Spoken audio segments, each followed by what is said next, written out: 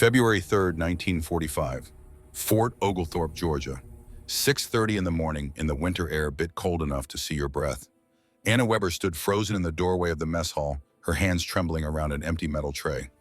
26 years old, a nurse, a prisoner of war, a woman who had crossed an ocean expecting cruelty and found something far more devastating. Before her, stretching across long tables under fluorescent lights, sat an impossible sight. Steam rose from industrial griddles where butter sizzled and popped, releasing its rich aroma into air that should have smelled of fear and deprivation. The scent of real sugar hung sweet and thick, mixing with something Anna had not experienced since before the war began. The unmistakable smell of pancakes. Not the thin ersatz crepes her mother used to make from sawdust flour and water. Not the memory of better times. Real pancakes. Thick. Golden.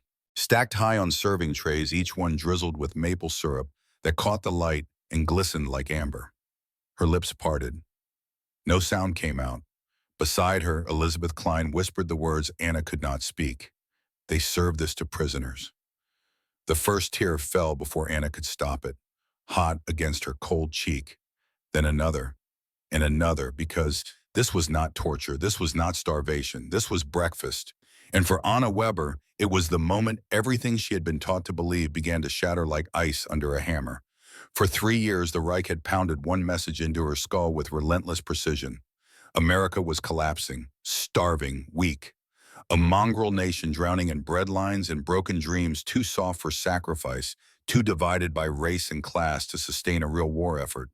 She had been trained to expect thin soup, moldy bread, humiliation designed to break the spirit of captured German soldiers. Instead, the mess hall workers moved with casual efficiency, sliding pancakes onto plates. Like this was the most normal thing in the world. Like feeding prisoners real food with real butter and real syrup was just another Tuesday morning in America. Anna had volunteered with the Wehrmacht Women's Auxiliary Corps in 1942. Not from fanaticism, though she had believed. Not from hatred, though she had been taught to hate. She had joined because her mother was starving in Munich. Because her father had died at Stalingrad and someone had to bring home extra rations. Because her younger brother Thomas, 17 years old, with eyes too old for his face, had been drafted, and she needed to believe his sacrifice meant something. She had joined because the instructors at the auxiliary training school had shown her photographs. Here they said, pointing to images of proud German housewives holding ration books with dignity, "Here is noble sacrifice for the future." And here, gesturing to grainy pictures of Americans slumped in unemployment lines, "Here is decadent weakness drowning in present excess." The average American factory worker, Frau Kommandant Hildebrand, had explained in her clipped Prussian accent, produces at 40% the efficiency of a German laborer. Their machinery is shoddy. Their supply lines are crumbling. Their soldiers wear boots that fall apart in rain and carry rifles that jam in the cold. They eat rations of thin soup and spoiled bread because their nation is too divided and too soft to organize proper logistics.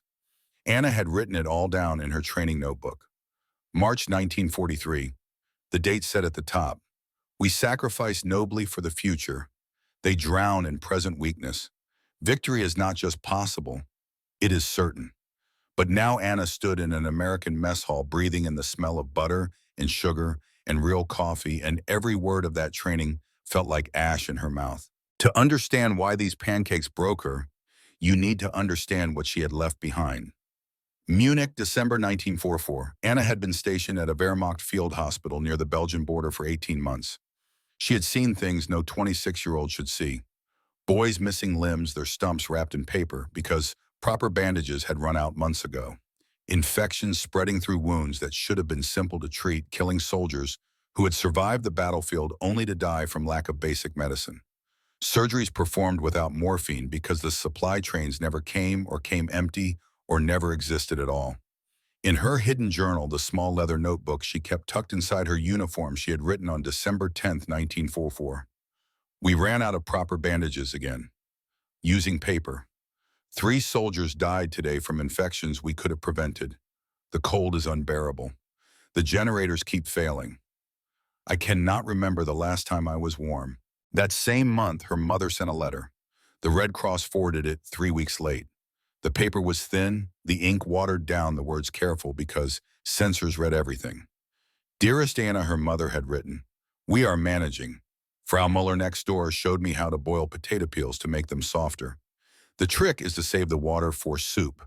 Your brother Thomas has been assigned to Berlin. He writes that he is well, but I worry. The bombing continues. Last week they hit the bakery on Schillerstrasse. 7 dead. The Hoffmans lost their youngest daughter. She was only 9. Stay safe, Liebchen. Come home to us." Anna had read that letter in a freezing supply tent while waiting for morphine that never arrived. She had cried, but only for a moment. There was no time for crying. The wounded kept coming. 3 days later, American tanks rolled through. There was no dramatic last stand, no heroic resistance, just exhaustion and the strange relief of surrender. The Americans processed them quickly and efficiently. Medical checks, documentation, then transport to the coast. The Atlantic crossing changed everything. The USS West Point cut through gray winter seas, a converted luxury liner, now serving as a prisoner transport. Anna and 64 other German women had been confined to secured compartments below deck, guarded day and night by American sailors who looked impossibly young and well-fed. They expected brutality. Katharina Muller, 28 years old and the most fervent Nazi among them, had gathered the women before boarding. Her voice rang sharp and cold in the freezing morning air. "Remember," she said, "we tell them nothing. We show no weakness. They will try to break us with lies and tricks. This is psychological warfare. Whatever they show us, whatever they offer us, it is theater designed to make us doubt. Stay strong. For Germany. For the Führer. For those who died believing in our cause." Anna had nodded. But in her heart, she was just tired and hungry.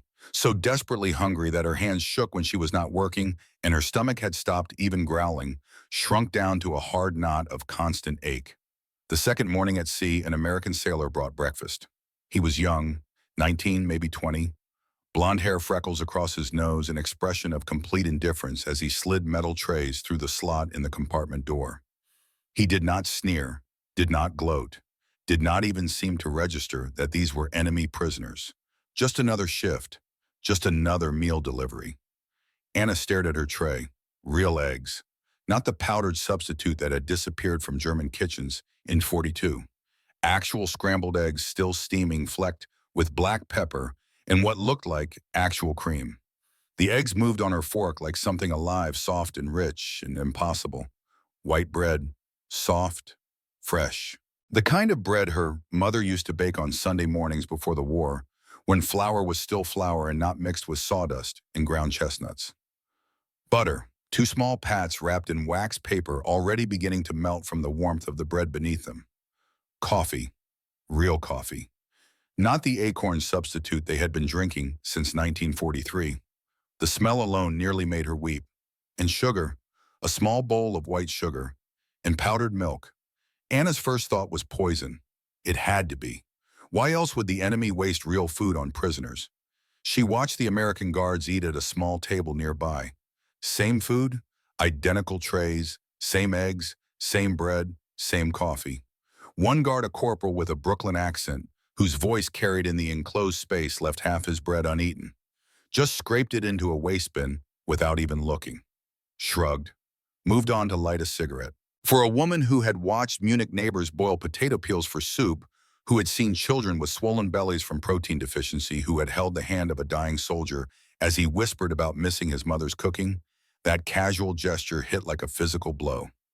Half a piece of bread, thrown away, like it was nothing. Elizabeth Klein sat beside Anna, 24 years old, communications specialist, trained in information analysis and propaganda assessment. She had been watching the guards too, her analytical mind cataloging every detail. That waste, Elizabeth whispered, equals a German family's weekly ration. How can they afford to? Unless, she did not finish the sentence. Did not need to. The implication hung in the air between them like smoke. Katerina swooped in immediately. Don't let them fool you. This is theater. Staged abundance to confuse us. Tomorrow it will be back to normal. Their normal. Thin rations. Cruelty. You'll see. Anna decided to test it. She ate the eggs slowly, letting each bite melt on her tongue. The butter spread thick on the bread, soft and rich and utterly real. The coffee burned her throat, going down bitter but genuine, the first real coffee she had tasted in 3 years. and she waited for tomorrow. Day 3, eggs again, bread again. Fruit juice this time, canned orange juice, sweeter than anything Anna had tasted in 5 years. Day 4, oatmeal with brown sugar and raisins. Raisins. Katerina insisted they were dyed to look like raisins. Anna ate them anyway. Day 5, the same, and the same, and the same. Anna's body responded before her mind could catch up. After years of malnutrition, of rationing, of making do with less and less, until there was almost nothing left her stomach filled. Her hands stopped shaking. The tremor that had lived in her fingers for months, the stress vibration that came from too little food and too much death, began to ease. But guilt gnawed at her insides with teeth as sharp as hunger had ever been. Her mother back in Munich was boiling potato peels, and Anna was eating butter. Real butter. Every morning. She wrote a letter in secret, knowing it would be censored, probably never sent, but needing to document the impossibility she was living. January 15th, 1945. Day 8, aboard American ship. The food continues. Every meal. This cannot be their normal life. Surely this is theater, as Katerina says. Surely they are showing us false prosperity to break our morale. Because if this is normal, if ordinary American sailors eat like this every day while on duty, then what have we been fighting for? On day 12, the ship's announcement crackled through metal speakers mounted in the corridor. All passengers, the voice said in English, then repeated in German by a translator. We will dock at Camp Shanks, New York at 0600 tomorrow. Prepare for disembarkation. Katerina gathered the women one last time. Her face had grown harder over the crossing, her eyes burning with the intensity of someone whose beliefs were being tested and who had chosen to double down rather than doubt. Remember, she said, once we're in America, the real test begins. They'll try harder to break us. More propaganda, more theater, more tricks to make us question everything we know to be true. We must stay united. We must not believe their lies. Germany is counting on us to resist. Anna nodded with the others, but the question whispered in her mind anyway, small and persistent and impossible to ignore. What if it's not lies? What if the next morning, as the USS West Point pulled into New York Harbor, Anna stood at a porthole window and watched America emerge from the winter mist? Buildings, hundreds of them, thousands, rising from the waterline like a forest of steel and stone, intact and undamaged windows glittering in the weak morning sun. No bomb craters, no collapsed structures, no ruins. She had seen photographs of New York in propaganda materials, always old photos from the Depression, bread lines, closed factories, homeless men in shabby coats. The message had been clear. This is America now. This is the nation we are fighting, already defeated by its own weakness. But the city before her looked nothing like those photographs. Smoke rose from 1,000 chimneys. Ships filled the harbor, massive vessels being loaded and unloaded by cranes that moved with mechanical precision. Even from a distance, Anna could see automobiles moving through streets, private cars, not just military vehicles. This was not a nation on the edge of collapse. This was a nation working.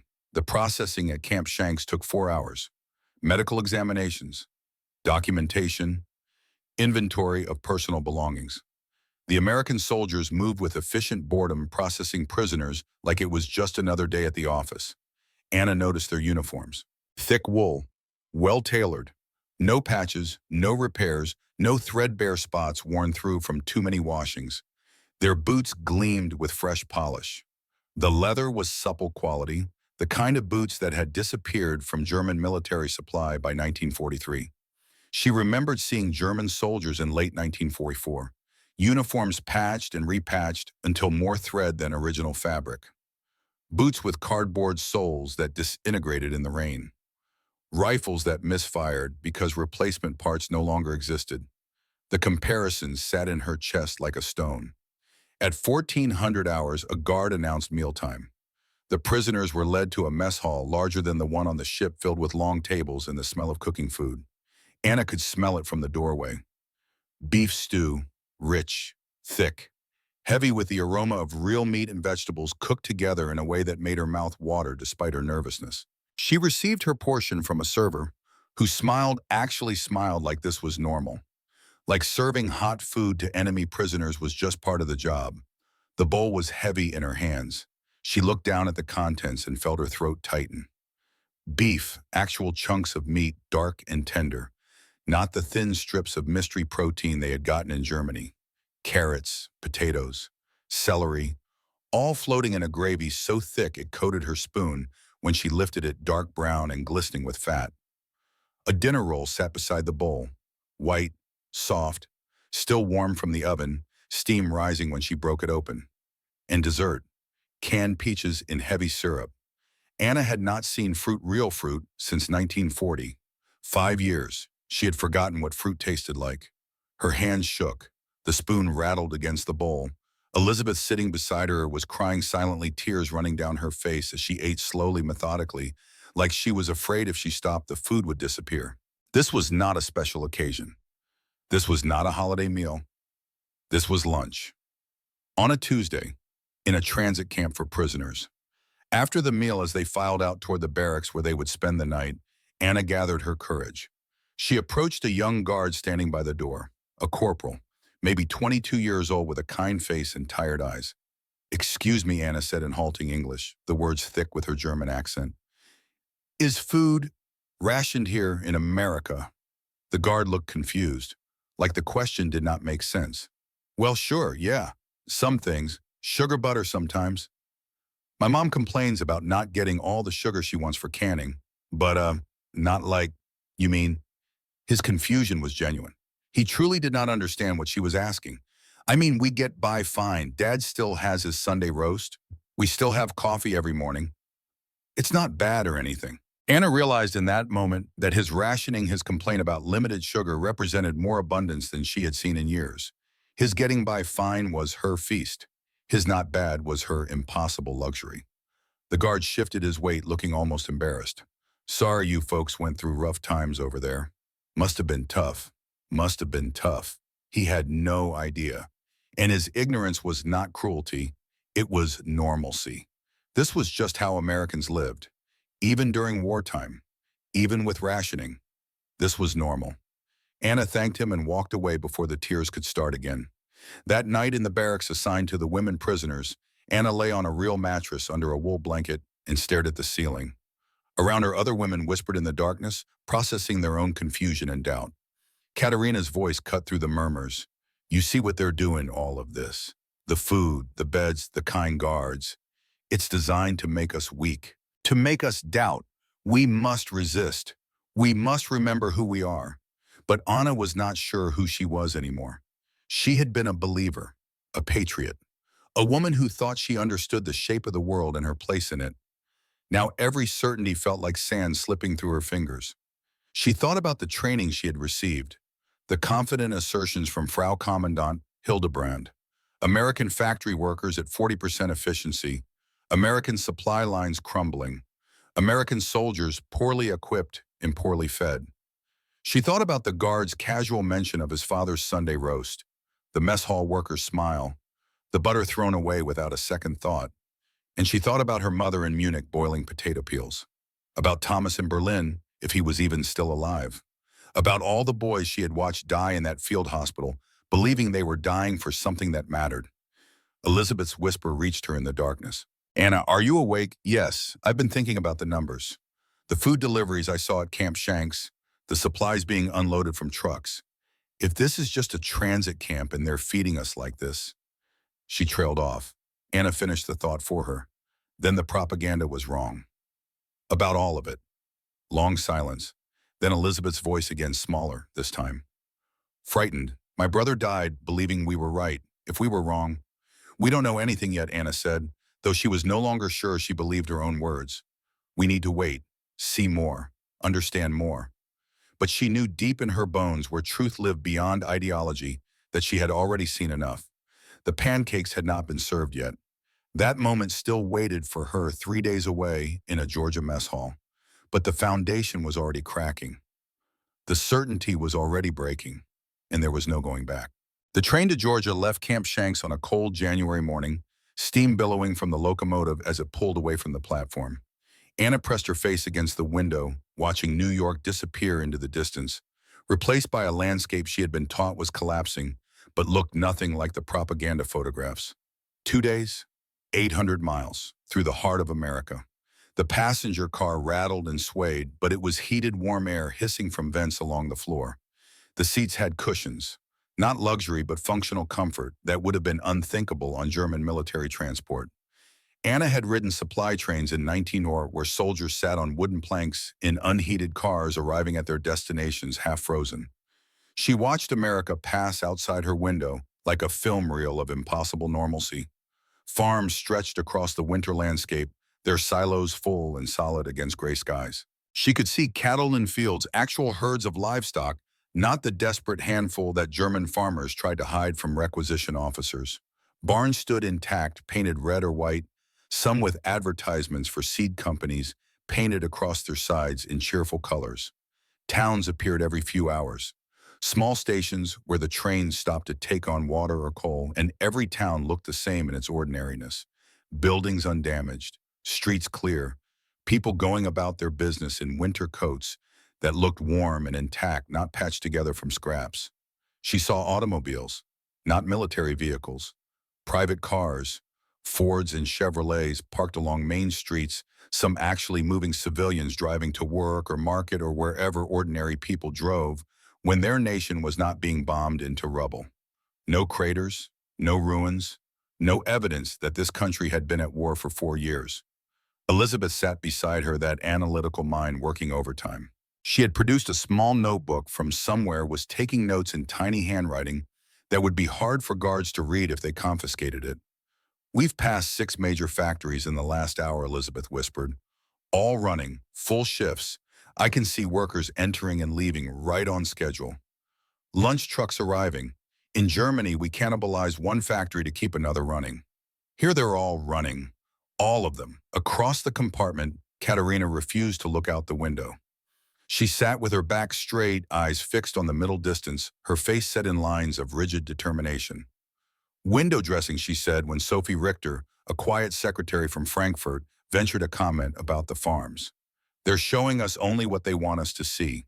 The real America, the bread lines, the strikes, the decay, they're hiding it from our route. This is all staged, but you cannot stage an entire country," Elizabeth murmured, so quietly only Anna heard her. Anna wanted to believe Katerina. The alternative was too devastating to contemplate. Because if Katerina was wrong, if this was normal, America, then everything else was wrong too. Every sacrifice, every death, every hungry night in Munich, when her mother had given Anna her own ration because a working nurse needed food more than an old woman.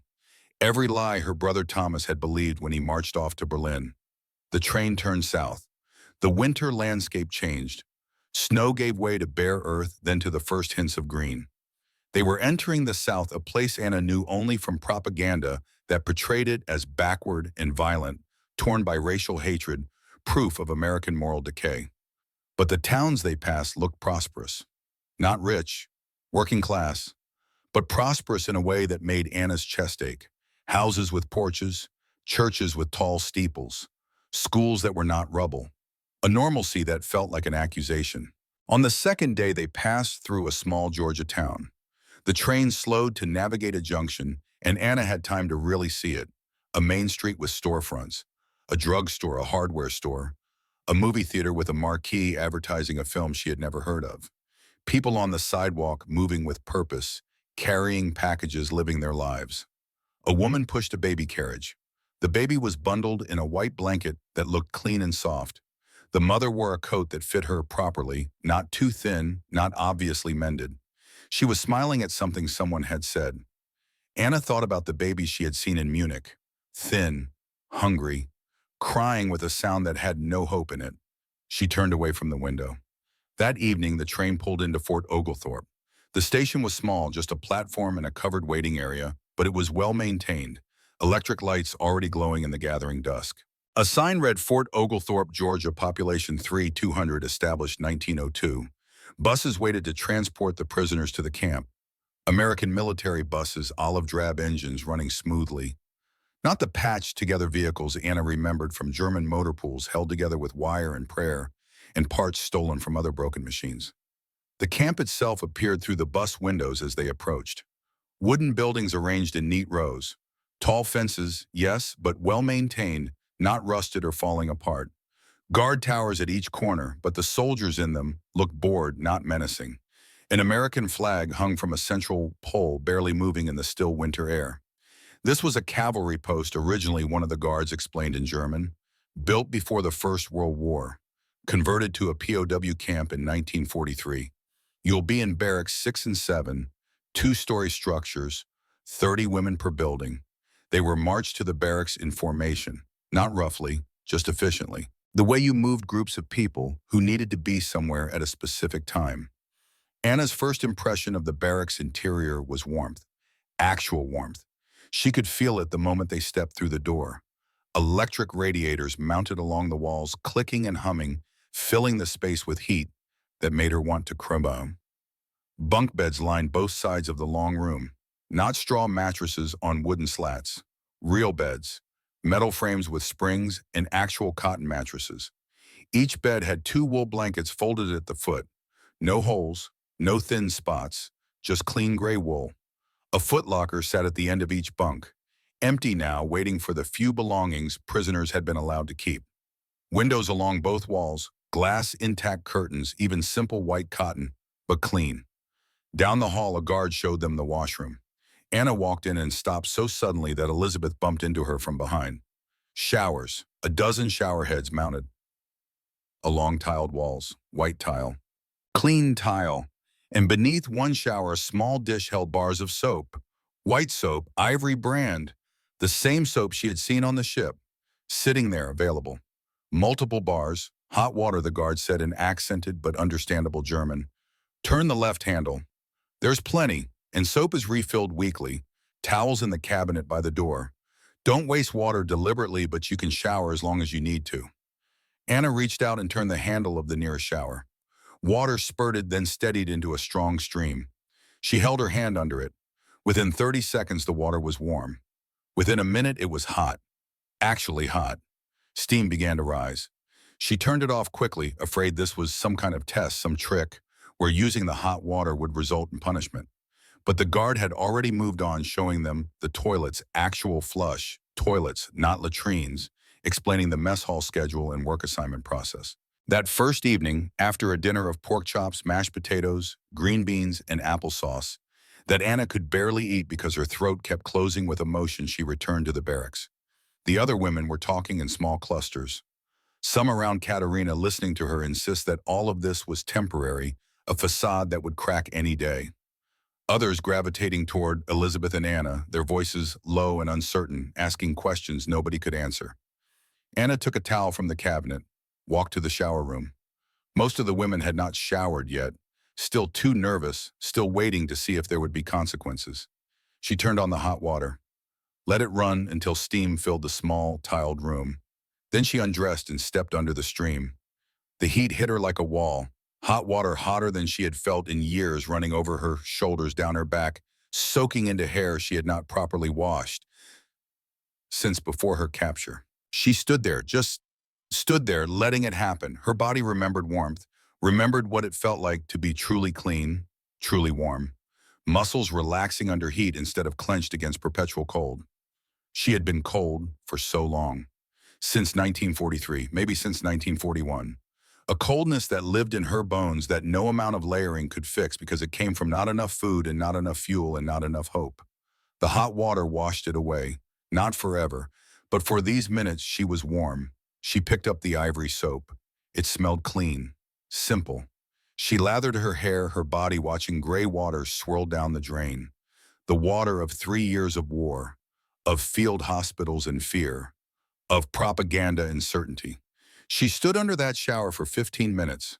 Nobody stopped her. Nobody banged on the door. The hot water just kept coming.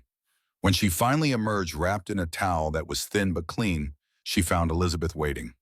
"Your turn," Anna said. Elizabeth nodded, then paused. Her voice dropped to barely a whisper. "This is how they live, isn't it? This is just normal for them." Anna did not answer, could not answer, because yes, and that yes changed everything. She slept that night on a mattress that felt impossibly soft after years of hard surfaces, under wool blankets that held heat, in a room that was warm, and her dreams were confused and troubled, full of pancakes she had not yet eaten, and her mother's voice asking why. Why are you warm when Thomas is cold? Why are you fed when we are hungry? Why did you survive when he did not? Morning came too early and too bright. A bugle call at 0600. Roll call in the yard, prisoners standing in formation while guards counted heads and checked names against lists. The winter air was cold, but not the bitter cold of a German winter. Georgia cold, sharp but not cruel. All prisoners report to mess hall for breakfast. The building was the same one they had eaten in the night before. Long and low windows along both sides, warmth radiating from inside. Anna filed in with the others, took a metal tray from a stack by the door, joined the line, and smelled it. Butter. The rich, unmistakable smell of real butter melting on a hot griddle. Not margarine. Not the ersatz spreads made from coal byproducts that Germany had been using since 1942. Real butter. The smell was so strong, so visceral, that Anna's knees went weak. Sugar. The sweet caramel scent of sugar browning mixing with butter, creating that distinctive aroma that meant only one thing. Pancakes. Anna stopped walking. The woman behind her bumped into her back. Someone murmured an apology, but Anna could not move. The smell had unlocked a memory so vivid it hurt. Sunday mornings in Munich, 1935, when she was 16 and the world made sense. Her mother at the stove flipping Pfannkuchen, the thin German pancakes that were traditional for weekend breakfast. Anna and Thomas watching, mouths watering, the smell of butter and sugar filling their small kitchen. Only on Sundays, her mother would say, dusting the pancakes with sugar, rolling them up, and placing them on plates. This is special. This is a treat. We must appreciate it. Her father reading the newspaper, smiling, alive, before Stalingrad, before everything. By 1942, such luxuries had vanished. Butter became scarce, then non-existent. Sugar was rationed so severely that children forgot what it tasted like. Flour was so strictly controlled that many families survived on bread made from sawdust mixed with ground chestnuts, gray and dense, and vaguely toxic. Yet here in an American mess hall in a prisoner of war camp, in the middle of a war that was still being fought, the enemy was serving pancakes. Anna forced herself to keep moving. The line shuffled forward. She reached the serving station where a woman in her 50s wearing a simple dress and an apron stood beside industrial griddles. American civilian worker, Anna guessed. Kind face, gray hair pulled back in a neat bun. The woman smiled. Actually smiled. Like this was the most normal thing in the world. She placed 3 pancakes on Anna's plate. Golden, thick, perfect circles, about 4 inches across their surfaces, bubbled and slightly crisp at the edges. Then she took a ladle and drizzled maple syrup over them, dark amber liquid that caught the fluorescent light and gleamed like honey. There you go, honey, the woman said in English, her accent thick with Georgia vowels. Syrup's right there if you want more. And butter's on the table. Don't be shy now.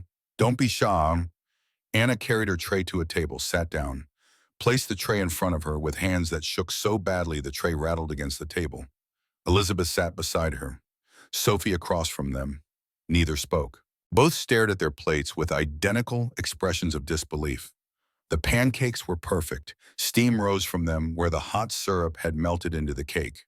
The butter sitting in small dishes at the center of each table was soft enough to spread, yellow and pure. Anna picked up her fork. The metal was cold in her hands, solid and real. She cut a piece from the first pancake. The fork slid through easily, the cake tender and light. She lifted it to her mouth. The taste hit her like a physical blow.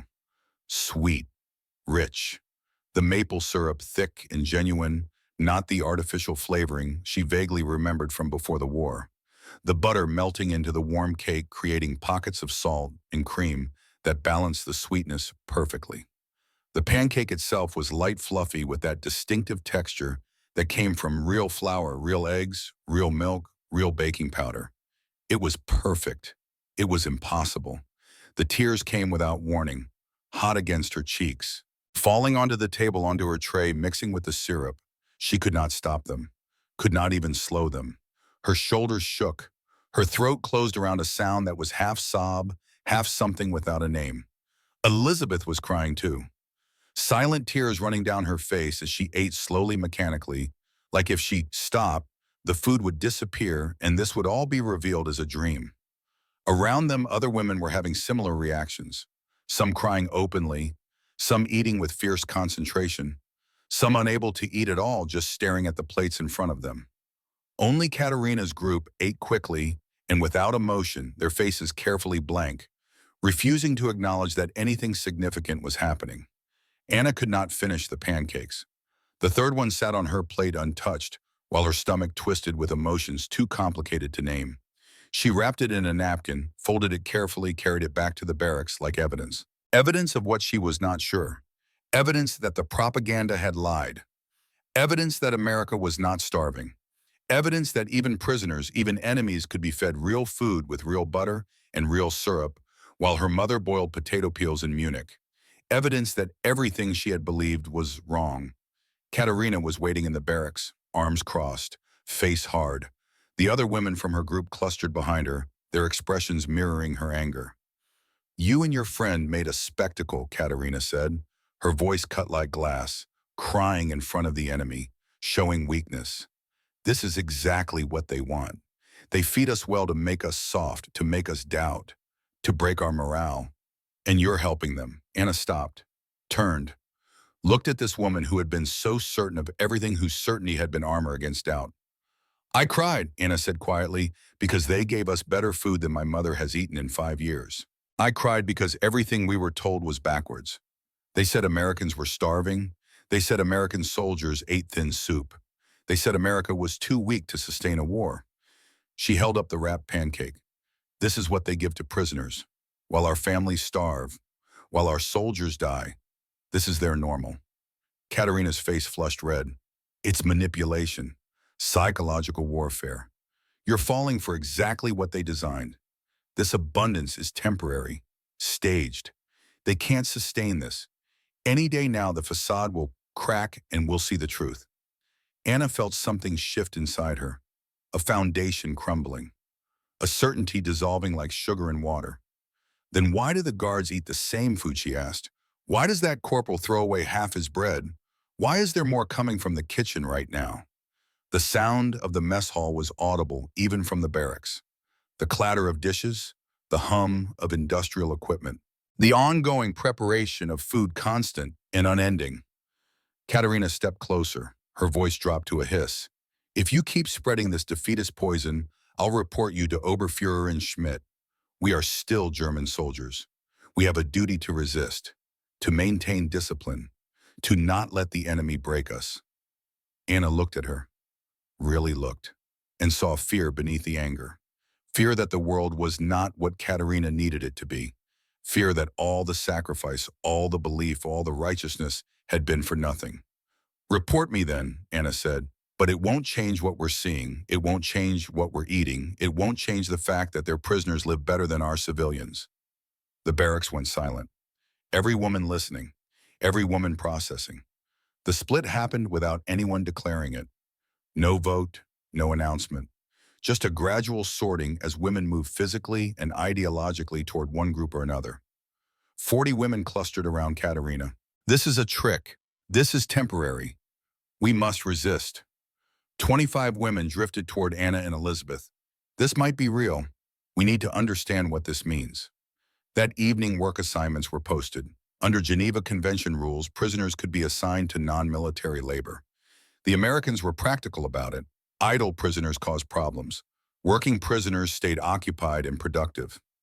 Anna drew laundry detail. She reported the next morning to a building behind the mess hall. Inside, industrial washing machines lined one wall. Large, electric-powered, each one big enough to wash bedding for 50 people. Hot water piped in from a central boiler. Soap in boxes stacked on shelves. Borax, Oxydol, ivory flakes. More soap than Anna had seen in one place since before the war. A civilian supervisor, a woman in her 40s named Mrs. Patterson, showed Anna the controls. "This one's for sheets and towels," she explained. "Hot water heavy cycle. This one's for clothing gentle cycle. Soap goes in here. When the cycle finishes, you move everything to the dryers. Electric dryers, 45 minutes on high heat." Anna thought about the hospital laundry in Munich. Cold water because fuel for heating was rationed. Harsh lye soap that burned hands raw because real soap went to the military. 6-hour shifts bent over wash tubs, wringing out sheets by hand, hanging them to dry in unheated rooms where they froze in winter. Here, one person could wash more in 2 hours than a German crew of 5 could manage in a full day. If a machine breaks, Mrs. Patterson continued, you put this sign on it and tell me. Maintenance comes usually same day. Parts arrive from Atlanta within 48 hours. Parts, new parts, not salvaged from other machines, not improvised from Wire and Hope. New manufactured parts delivered on schedule. Anna worked in silence, loading machines, adding soap, moving wet laundry to dryers. The work was easy, almost meditative, and it gave her time to think. She thought about Katerina's insistence that this was all staged. But you could not stage industrial capacity. You could not fake supply chains. You could not improvise hot water and electricity and replacement parts in endless boxes of soap. This was real. This was normal. This was just how America worked. And if this was true, then what else was true? What else had the propaganda inverted? What other lies had shaped her understanding of the world? That night she wrote in her hidden journal, February 5th, 1945, they gave us pancakes this morning, real pancakes with maple syrup and butter. I cried. Katerina says I'm weak, but I think I'm just starting to see. The question is whether I'm brave enough to keep looking. She tucked the journal under her mattress, turned off the light, lay in the darkness listening to other women breathe and shift and process their own impossibilities. Tomorrow there would be more meals, more work, more evidence accumulating like snow, each flake light, indismissible alone, but together building into something undeniable. Tomorrow the world would continue to not be what she had been taught, and Anna would have to decide what to do with that knowledge. April arrived in Georgia with a gentleness that felt like mockery. Dogwood trees bloomed white and pink around Fort Oglethorpe. The air warmed. Spring pushed through the red Georgia clay with a persistence that knew nothing of war or ideology or the collapse of certainty. Anna had been a prisoner for 3 months, 90 days of laundry duty, 90 days of meals that arrived like clockwork breakfast, lunch, dinner, each one abundant, in ways that had stopped shocking her and started just hurting. 90 days of her body healing while her mind struggled to accept what that healing meant. The monthly medical examination happened on a Tuesday. Dr. Frank Reynolds, the camp physician, was a man in his 50s with kind eyes behind wire-rimmed glasses. He had examined Anna on arrival, noted her weight, her pallor, the signs of chronic malnutrition that marked her body like a history book. Now he reviewed her chart with an expression that might have been satisfaction if doctors allowed themselves such obvious emotion. Anna Weber, he read aloud, his German accented but clear. Arrived January 20th, 112 pounds, signs of chronic malnutrition, anemia, irregular menstruation due to stress and poor diet, skin disorders consistent with vitamin deficiency. He looked up from the chart. Current weight 131 pounds, blood work normal, menstrual cycle regular for the past 2 months, skin condition resolved, hair regrowth noted. He paused, met her eyes. You're healthier now than when you arrived, significantly healthier. I've been a physician for 27 years. I've never seen such rapid improvement in nutritional recovery. Anna sat on the examination table, paper crinkling beneath her. She did not know what to say. The irony was too brutal for words. She was healthier as a prisoner of war than she had been as a free German citizen. Her own body had become evidence she could not argue with. Is there anyone else in your family who might benefit from similar care? Dr. Reynolds asked. The question was clinical, professional, but Anna heard the compassion underneath. My mother, Anna said quietly. In Munich, she weighs perhaps 85 pounds now, maybe less. And my brother, if he's still alive. The last letter said he was in Berlin. Dr. Reynolds nodded, made a note, said nothing. What was there to say? After the examination, Anna walked back to the barracks through spring sunshine that felt warm on her face. She passed the library, a small building that held books and newspapers and magazines, supervised by an American woman from the Women's Army Corps. The library, in a prison camp, books available to enemy prisoners. Anna had started spending her free time there, partly to improve her English, partly because books were an escape, partly because the woman who ran it, Sergeant Sarah Thompson, was kind in a way that made Anna's chest ache. Sarah was there now, shelving books, her uniform neat and her movements efficient.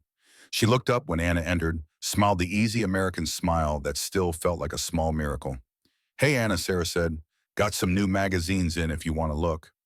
Life magazine, Saturday Evening Post. Pictures are good for learning English, even if the words are tough. She pulled a magazine from the stack, showed Anna the cover. A Norman Rockwell painting of an American family at Thanksgiving dinner, the table loaded with food, faces glowing with warmth and plenty. This is from last year, Sarah explained. Thanksgiving.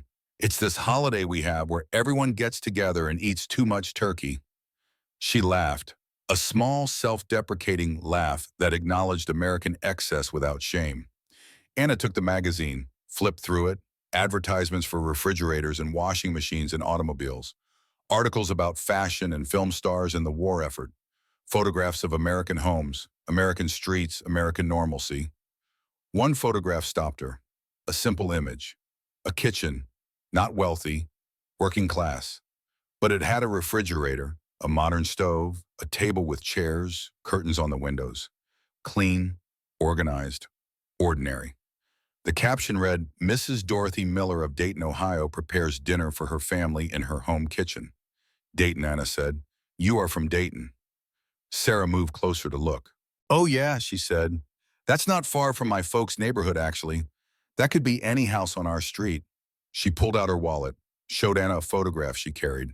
A modest two-story house, white with green shutters, a front porch, a small lawn, a Ford automobile in the driveway.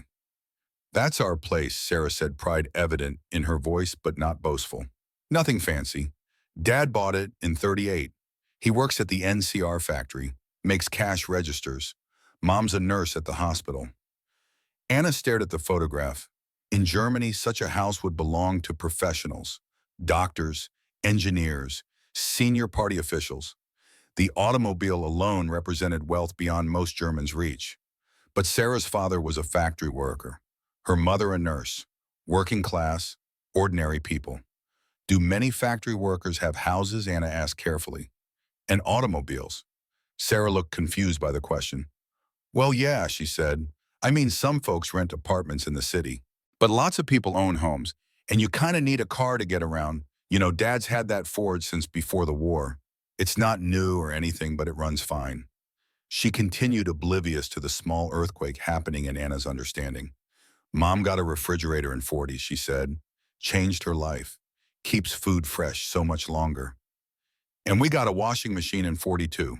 Dad said it was worth every penny to see Mom so happy about not scrubbing clothes by hand anymore. Refrigerators, washing machines. Sarah described these things the way Anna might describe having shoes or a coat. Necessities, expected parts of a normal life. The future the Reich had promised. The prosperity that would come after 1,000 years of sacrifice and struggle. Americans already had it, and they did not even realize how extraordinary it was. Anna's throat tightened. She handed back the photograph. Your family is fortunate, she managed. Sarah shrugged, missing the weight behind Anna's words. We get by, she said. Dad works hard, Mom too. That's just how it is in America. You work, you earn, you build a life. Nothing handed to you, but nothing stopping you, either. Nothing stopping you, the casual American assumption of opportunity, of possibility, of a future that could be built through effort rather than granted by authority or denied by circumstance. Anna left the library with a magazine tucked under her arm and a weight in her chest that felt like grief for something she had never known existed until she lost the chance to have it in the country of her birth. May 8th arrived with the sound of celebration. The camp loudspeaker crackled to life at 1000 hours. The commandant's voice, usually reserved for routine announcements, carried an edge of emotion. Attention all personnel. Germany has surrendered unconditionally. The war in Europe is over. I repeat, the war in Europe is over. The American soldiers erupted in cheers, shouts of joy, hugging, some crying. The sound carried across the camp like a wave. In the barracks, the German women stood in silence. Anna felt nothing. No relief, no grief, no anger. Just a vast emptiness where certainty used to live. The war was over. Germany had lost. Everything they had fought for, died for, starved for had come to nothing. Around her, other women reacted differently. Some cried. Some stood frozen. Some turned to Katerina, seeking the comfort of familiar rage. Lies, Katerina said. Her voice shook, but her conviction held firm. Propaganda. Japan will still win. The Reich will rise again. This is not over. But it was over. Everyone knew it. Even Katerina, in whatever part of her mind still touched reality, must have known. Elizabeth found Anna on the barrack steps that evening. They sat together watching the sun set over Georgia, painting the sky in colors that belonged to peace, not war. "What do we do now?" Elizabeth asked. Anna shook her head. She did not know. Go home to the rubble. Try to rebuild. Try to forget. Try to explain to people who had suffered in Germany why the prisoners who went to America came back healthier than they left. The impossibility of that explanation sat between them like a third person. "I keep thinking about the numbers," Elizabeth said quietly. "I've been documenting everything. Production rates, supply chains, industrial capacity. If Germany is to rebuild, we need to understand why we lost. Really understand, not the propaganda reasons, the real reasons." She pulled out her notebook. Pages of calculations, observations, analysis. "We didn't lose because we were weak," she said. "We lost because we fought an economy that produces in a day what we produce in a month. That has infrastructure we can't match. That treats abundance as baseline expectation." She closed the notebook. "I'm going to use this," she said, "when I get home. I'm going to work in reconstruction. Use what I've learned here to help Germany build something real this time. Something based on truth, not mythology." Anna nodded. It was a good plan, a purposeful plan, better than her own formless sense of dread about returning to Munich. Repatriation began in September. The women boarded a ship at Charleston, South Carolina, the same ocean in reverse. But everything was different now. They were not prisoners going to unknown fate. They were former prisoners returning to known devastation. The voyage was quiet. Women wrote letters, packed the few belongings they had accumulated, processed their own transformations. Anna had gained 19 pounds. Her hair was thick and healthy, her skin clear. She had a small suitcase with clean clothes, bars of soap, a toothbrush, things that would have been luxuries in Germany. She looked nothing like a prisoner. She looked like someone who had been cared for. The ship docked in Bremen on a gray morning in late September. As they approached the harbor, Anna stood at the railing, watching Germany emerge from the mist. Ruins, miles of them. The city was perhaps 25% intact. Everything else was rubble-collapsed buildings, skeletal walls, the bones of what had been. Smoke still rose from some areas. Not from bombs anymore. From cooking fires, from people trying to survive in the wreckage. The civilians waiting at the dock looked like ghosts. Thin, ragged, hollow-eyed. They watched the prisoners disembark with expressions Anna could not read. Not quite hostile, not quite welcoming, just watching. The gap between the returning prisoners and the people who had stayed was visible and physical, undeniable. The prisoners looked healthy, fed. Some had visible weight on them. They wore issued American clothing, clean and intact. The civilians wore rags, patched coats, shoes held together with string, faces marked by hunger that had become the new normal. Anna heard the whispers as she passed. "Look how fat they are. They ate well while we starved. Prison was better than freedom." The words struck like stones. True and terrible. Processing took hours. British occupation authorities handling the paperwork with weary efficiency. Medical checks, distribution of ration cards. Assignment to home districts. Anna received a temporary travel permit for Munich, a ticket for a train that would leave in 2 days. Rations for the journey. Instructions to report to local authorities upon arrival. She found a corner of the processing center and waited. Around her, women reunited with families who had come to Bremen. Husbands, parents, children. The reunions were strange. Joy mixed with shock. Relief mixed with incomprehension. "Why do you look so healthy?" One mother asked her daughter the question, almost an accusation. The daughter had no answer. The train to Munich took 3 days. The tracks were damaged. The journey kept stopping for repairs or rerouting. Anna watched Germany pass outside the window. Frankfurt destroyed. Nuremberg 95% gone. Smaller towns reduced to rubble. Fellow passengers sat in silence or whispered about food jobs missing relatives. Everyone looked hungry. Everyone looked exhausted. Anna shared her ration, a small gesture. But people noticed, nodded thanks, asked no questions about where she had been or why she had food to share. Munich appeared through rain. Gray, broken. The train station half collapsed but functional. People moving through it like shadows purpose without hope. Anna walked through streets she barely recognized. The Giesing district where she had grown up. Half the buildings were gone. Just gone. Rubble cleared to the sides of streets. Gaps where homes used to be like missing teeth. Her family's buildings still stood. Damaged. Windows broken and patched with cardboard. The stairwell dark because there was no electricity. But standing. She climbed 3 flights, each step slower than the last. Her heart pounding not from exertion but from dread. The apartment door was cracked but closed, patched with wood that did not match. She knocked. Silence. Then shuffling footsteps. The sound of someone moving slowly, carefully, like movement required thought. The door opened. Greta Weber stood in the doorway. 56 years old. She looked 70, maybe 80. Weight perhaps 85 pounds. Her dress hung on her frame like fabric on bones. Her hair had gone completely white. Her hands trembled with the palsy that comes from severe malnutrition. She stared at Anna. Long seconds where recognition struggled through disbelief. Anna. The word was barely a whisper, more silence. Greta's eyes moved over her daughter's face. The healthy color. The fuller cheeks. The clear eyes. The body that did not look starved. "You're alive," Greta said. Then quieter, confused, almost angry. "What did they do to you?" Mudiana started. "I was treated well, fed adequately, given medical care." The words sounded obscene in the context of her mother's appearance. Treated well, fed adequately, while Greta had been boiling potato peels and watching neighbors die. "You were a prisoner," Greta said. Her voice rose. "They should have. You should be." She could not finish the sentence, could not articulate what she had expected. Only that this was not it. "How dare you stand there looking healthy while Thomas is dead?" The words hit like a slap. Anna had known. The Red Cross letter had reached her in July, but hearing her mother say it made it real in a way the letter had not. When Anna asked, "April," Greta said, "Berlin, the final days.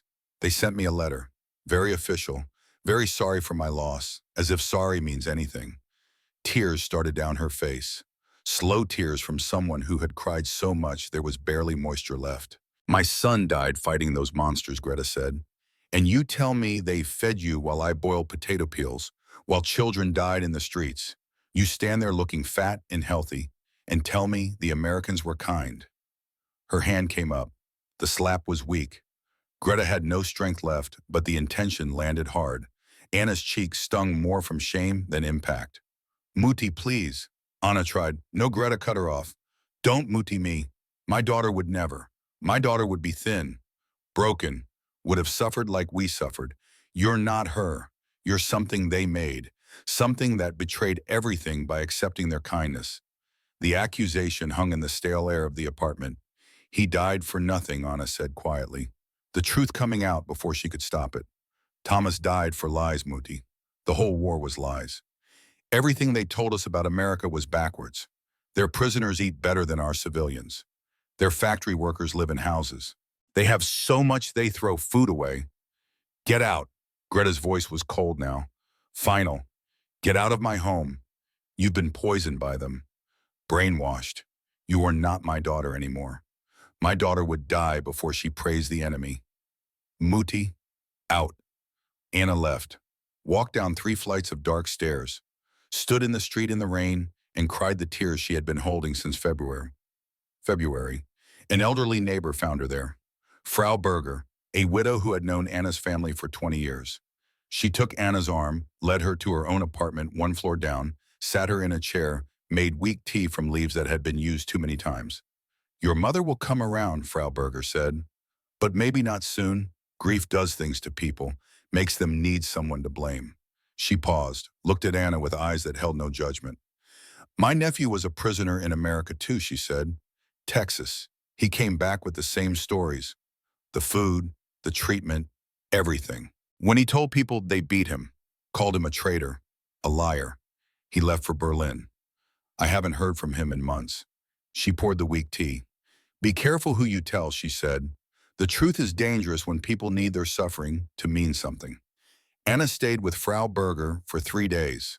applied for nursing positions at Munich hospitals. They were desperate for staff. Hired her immediately despite her prisoner of war status. Maybe because of it. American trained.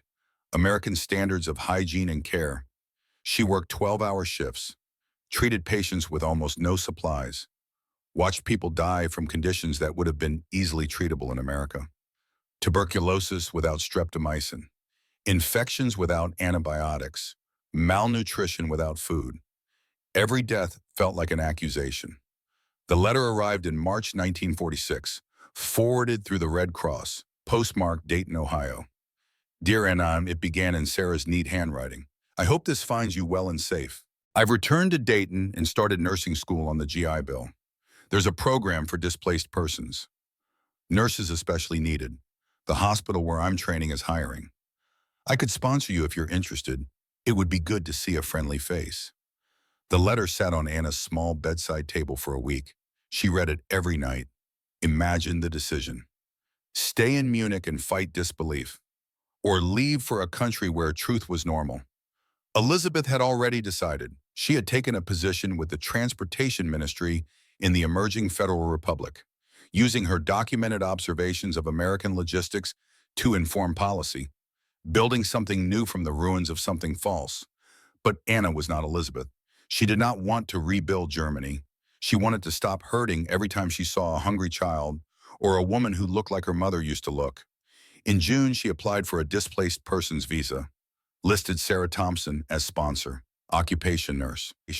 Destination, Dayton, Ohio. The processing took 3 months. Background checks.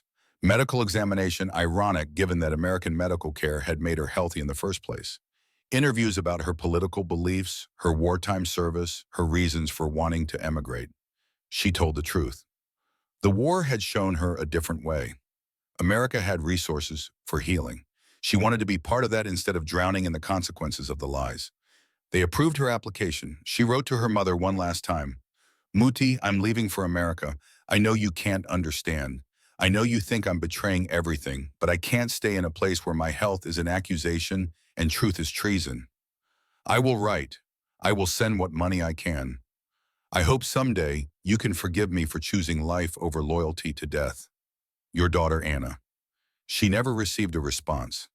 The ship left from Hamburg in October 1946. 89 former prisoners on this voyage.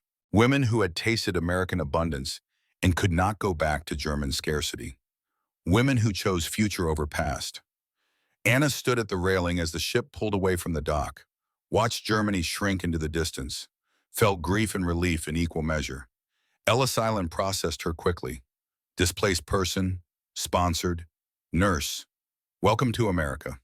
Sarah met her at the station in Dayton, hugged her like they were sisters, reunited instead of former enemies becoming friends. Took her to a small apartment, already rented, already furnished with basics, already waiting. Welcome home, Sarah said. And Anna, for the first time in years, felt like the word might actually be true. The years passed in a rhythm of work and healing. Anna became a registered nurse in 1948, married Joseph Hoffman, an Austrian immigrant and engineer, in 1952, became a U.S. citizen in 1951, reciting the oath with tears running down her face. 2 children. Thomas, born 1953, named for the brother who died believing lies. Sarah, born 1956, named for the friend who offered truth. She worked at Dayton General Hospital for 34 years, head nurse of the surgical ward.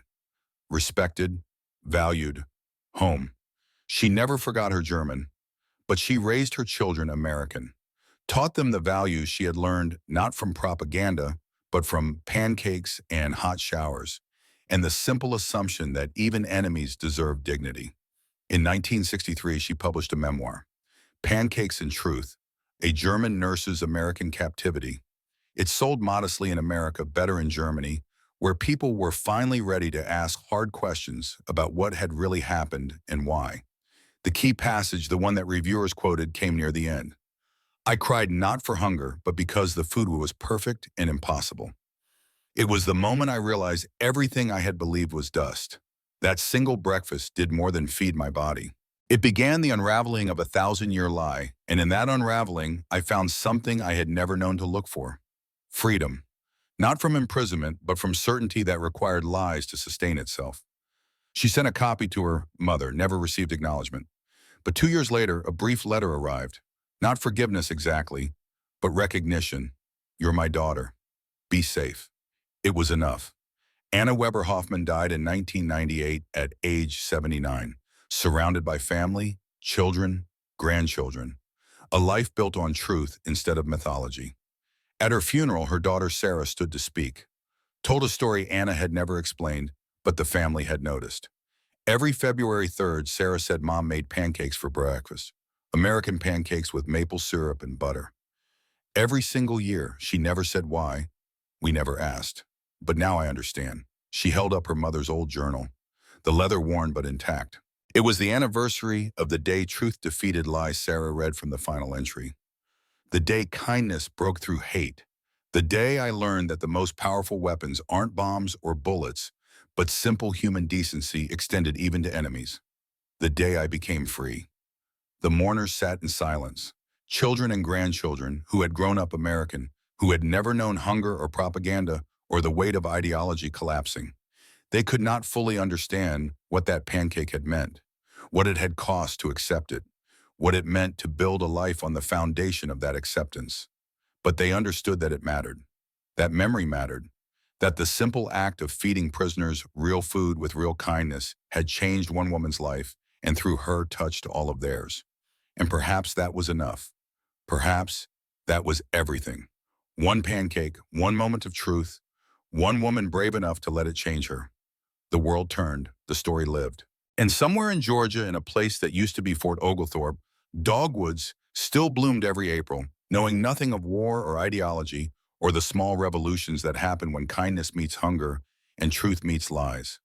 Just blooming, year after year, bearing witness to nothing and everything, the way spring always does.